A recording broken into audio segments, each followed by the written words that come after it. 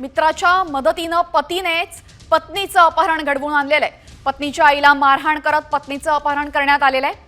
भांडणानंतर पत्नी माहेरी गेली आणि त्यानंतर पतीने हे कृत्य केलेलं आहे। बायकोचं अपहरण करत पतीनेच तिला पळवलं असून अपहरणाचा संपूर्ण प्रकार सीसीटीव्हीत कैद झालेला आहे।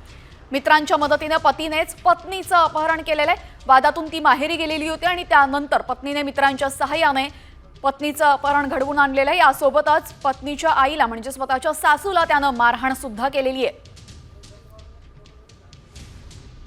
हा संपूर्ण प्रकार आता सीसीटीव्हीत कैद झाला असून मित्रांच्या मदतीने कशा पद्धतीने तिला पकडलंय हे आपण पाहतोय। यावेळेस तिच्या सोबत असलेली तिची आई महिला हिला सुद्धा मारहाण करण्यात आलेली, दूर लोटण्यात आलेलं आहे।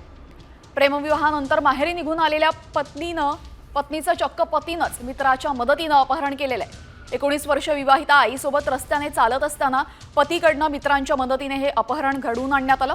दरम्यान पत्नीच्या आईला मारहाणही केली। ही मारहाणी आपण सीसीटीव्हीमध्ये पाहिली।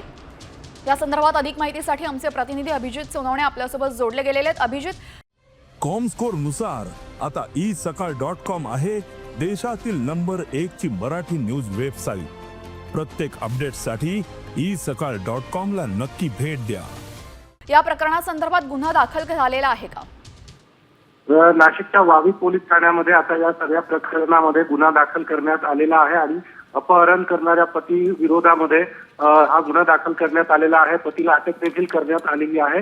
19 मार्चची ही सगळी घटना आहे। खरं तर जानेवारीमध्ये या दोघांनी प्रेमविवाह केलेला होता आणि प्रेमविवाहानंतर दोघांमध्ये भांडण झाल्यानंतर विवाहित पत्नी जी आहे ती खरं तर माहेरी निघून आलेली होती आणि मागच्या काही दिवसांपासून ती माहेरी आईकडेच राहत होती। याच रागातून पतीने आपल्या मित्रांच्या मदतीने आई आणि मुलगी दोघेही रस्त्यावरून जात असताना पत्नीचं अपहरण केलं आणि संगमनेर मार्गे पत्नीला तो शिर्डीला घेऊन गेलेला होता।